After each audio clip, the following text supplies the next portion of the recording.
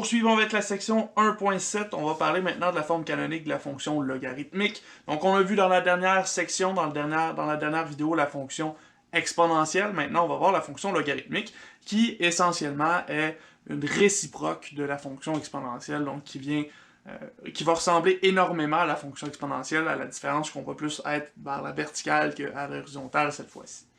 Donc, cette fonction-là, on va commencer par aller chercher sa fonction de base. La fonction y est égale à log en base b de x. Encore une fois, la base b revient ici.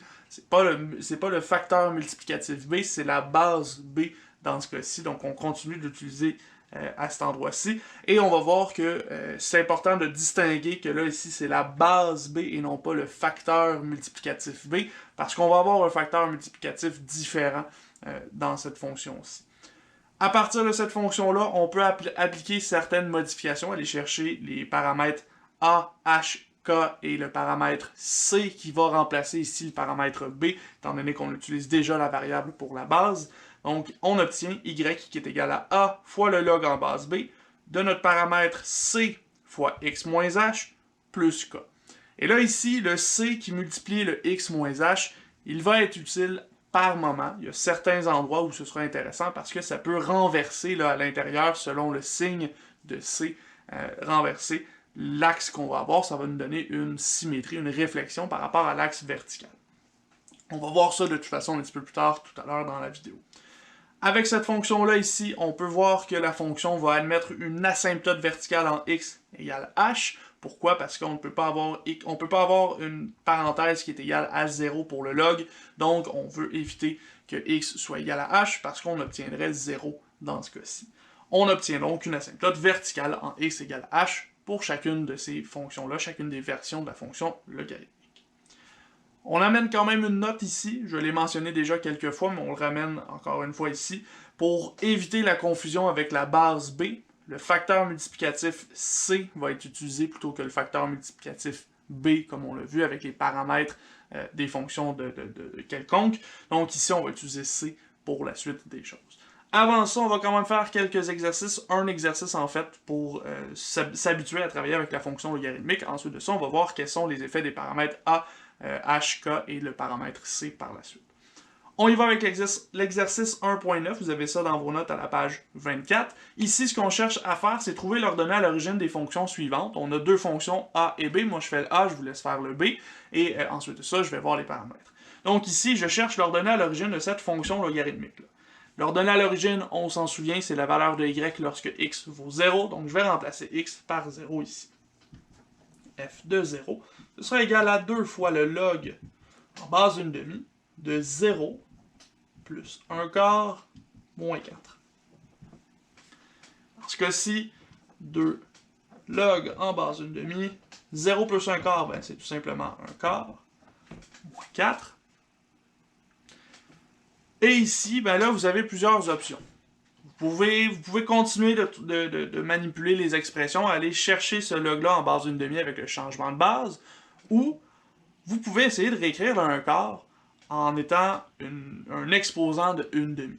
En fait, ici, ce que je vais faire, c'est écrire log en base 1/2 de 1/2 au carré moins 4. Avec mes propriétés des exposants, je sais que ici, l'exposant 2 va s'affecter sur le 1, ça va rester 1, et va s'affecter sur le 2, donc on va avoir 1 sur 4 qui va revenir dans notre parenthèse ici. À ce moment-là, ce qu'on cherche, c'est à solutionner ce logarithme-là. On a un exposant 2, on peut l'envoyer à l'avant, donc on va avoir 2 fois 2 log en base 1/2 de 1/2 moins 4. Log en base 1/2 de 1/2, ça vaut 1 par les propriétés des logs, donc on a 2 fois 2 moins 4. 2 fois 2, c'est 4. Moins 4, ça devient donc 0 en bout de ligne.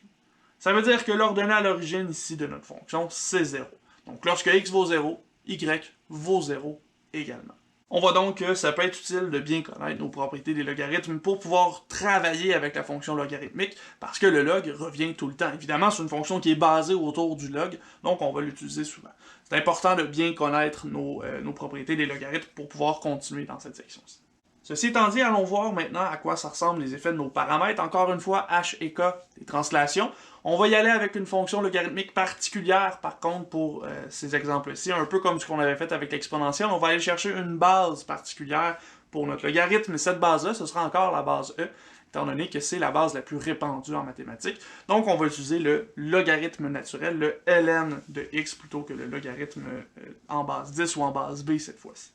Donc, encore une fois, en noir, ici, on a la fonction de base y égale ln de x.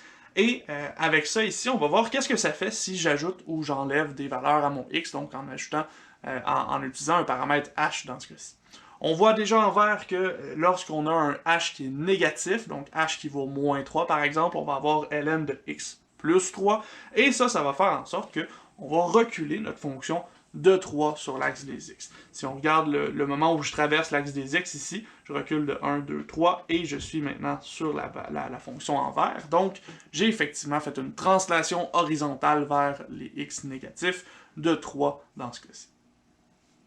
De l'autre côté, en rouge, on a la même chose, mais avec un h positif, h qui vaut 3 cette fois-ci, donc y est égal à ln de x moins 3. On revoit encore à la même place ici, lorsque j'ai traversé l'axe des x, plus 1, 2, 3. C'est là qu'apparaît ma fonction en rouge, donc j'ai tout simplement translaté ma fonction, encore une fois, sur l'axe horizontal, sur l'axe des x, ici. Du côté du paramètre k, on va faire la même chose, mais à la verticale. Et là, celui-là, il va être un petit peu plus facile à voir aussi, évidemment. Donc, on a déjà y qui est égal à ln de x en noir, comme d'habitude.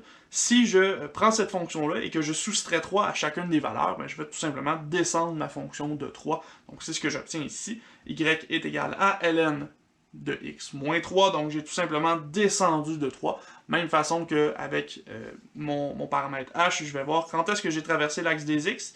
J'ai traversé ici. Donc ce point-là, j'ai descendu de 1, 2, 3, et voilà, j'ai trouvé mon nouveau point, ma nouvelle translation de la fonction qui m'intéressait.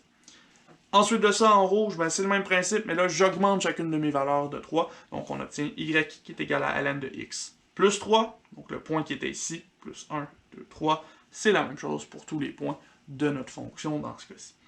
C'est assez simple, là. H et K, c'est pas mal toujours la même chose qui va se passer lorsqu'on va les utiliser. On fait simplement une translation. Donc notre fonction, on la prend, on fait un copier-coller juste un petit peu à côté, un petit peu en haut, un petit peu en bas, peu importe ce qu'on est en train de faire avec le H ou le K. Regardons maintenant qu'est-ce qui se passe du côté du paramètre A. Donc encore une fois, en noir, c'est la fonction ln de x. On sait que le paramètre A va faire soit une compression verticale, soit un étirement vertical. Donc dans ce cas-ci, l'étirement vertical va être lorsque le paramètre A va être plus grand que 1, c'est-à-dire par exemple ici y est égal à 2 ln de x, ben là on voit que la fonction elle a comme été étirée. On passe encore par les mêmes points, mais on s'en va un petit peu plus loin vers les x positifs, alors que pour la fonction en vert, ici, y égale 1/2 ln de x, on voit qu'on passe encore par les mêmes points, mais on est un petit peu plus écrasé, on a été compressé à la verticale, donc on va avoir une fonction un petit peu plus proche de l'axe des x dans ce cas-ci. C'est tout simplement ça l'effet du paramètre A, encore une fois, soit une compression, soit un étirement vertical. Ensuite de ça, ben, le signe de A va encore permettre de faire une réflexion sur l'axe des x. Encore une fois ici, y est égal à ln de x en noir, et en rouge, y est égal à moins ln de x. J'ai tout simplement fait un flip, fait une réflexion de ma fonction par rapport à l'axe horizontal ici, encore une fois.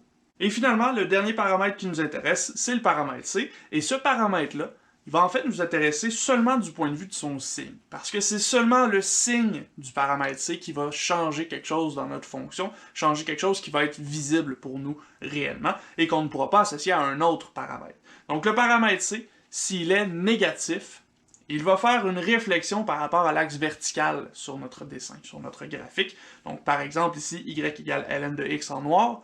Si j'avais un moins à l'intérieur de ma fonction, à l'intérieur de mes parenthèses, donc par exemple c est égal à moins 1, je vais me déplacer de l'autre côté de l'axe vertical. Donc je vais avoir y est égal à ln de moins x en rouge, et là on voit exactement la même fonction, mais de l'autre côté de l'axe vertical. Donc finalement, le paramètre c, il ne va pas être très utile, sauf s'il est négatif. Au moment où il sera négatif, là on va avoir quelque chose à faire, mais autre que ça, il n'y a pas grand-chose qui nous intéresse sur le paramètre c. Terminons tout ça avec l'exercice 1.10. Dans cet exercice-là, notre but, ce sera d'aller tracer la fonction f de x, qui est une fonction logarithmique. Encore une fois, ici, On va aller chercher les effets des paramètres, les asymptotes et leurs données à l'origine, puis ensuite de ça, on ira tracer la fonction. Donc on se donne le plus d'informations possible pour commencer, avant d'aller tracer dans notre graphique. Donc on y va premièrement avec les effets des paramètres. Ici, comme on a une fonction logarithmique, on en a 4 des paramètres à aller vérifier. Le paramètre A, H, K et le paramètre C. Encore une fois, paramètre C, on va seulement aller chercher son signe, donc le signe de C va nous indiquer si on a une réflexion, oui ou non, par rapport à l'axe vertical. Donc on y va avec le paramètre A pour commencer. Paramètre A, il est négatif et sa valeur absolue est entre 0 et 1. Donc, comme on a une valeur qui est entre 0 et 1 en valeur absolue, on va avoir une compression.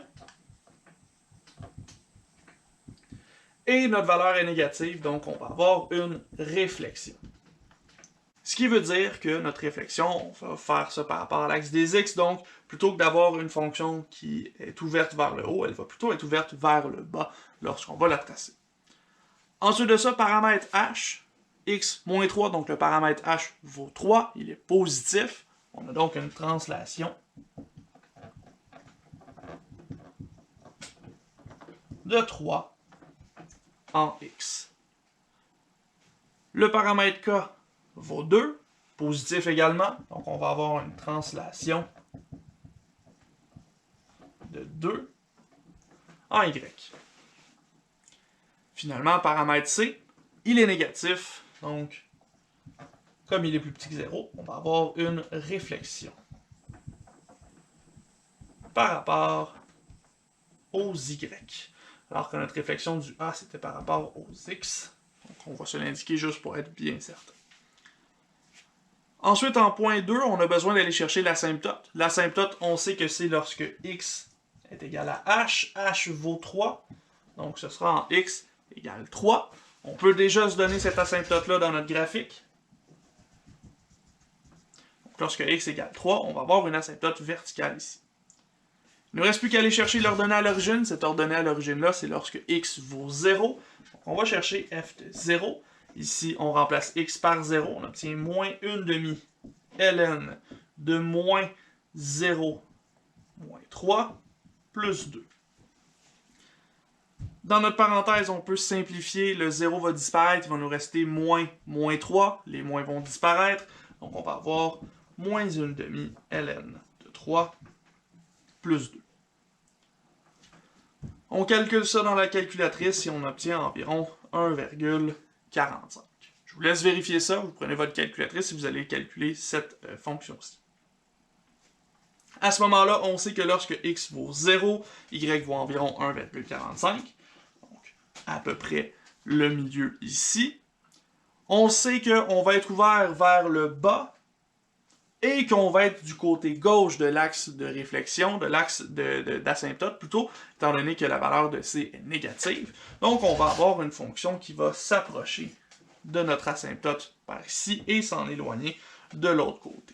Là ici, ce dessin-là n'est pas parfaitement à l'échelle, évidemment, étant donné que je n'ai pas calculé le 0 de la fonction, donc je n'ai pas calculé à quel moment est-ce qu'on allait vraiment arriver à y vaut 0, mais on est à peu près ici, dans ce cas-ci, pour ce dessin-là. Ceci étant dit, ça fait le tour de cet exercice-là. Donc on a vu qu'avec nos effets des paramètres, on peut trouver qu'est-ce qui se passe avec notre fonction. On est capable d'aller se tracer une esquisse du dessin, une esquisse de notre graphique plutôt, à partir des informations qu'on retrouve avec ce qu'on connaît de notre fonction logarithmique. Ceci étant dit, ça fait le tour pour la section 1.7 plutôt. Donc on se retrouve dans une prochaine vidéo avec la section 1.8 où là on va s'attaquer aux fonctions sinusoïdales. Donc on va aller chercher les fonctions sin et cos, un petit peu de trigonométrie, puis on va faire des fonctions avec des vagues dedans.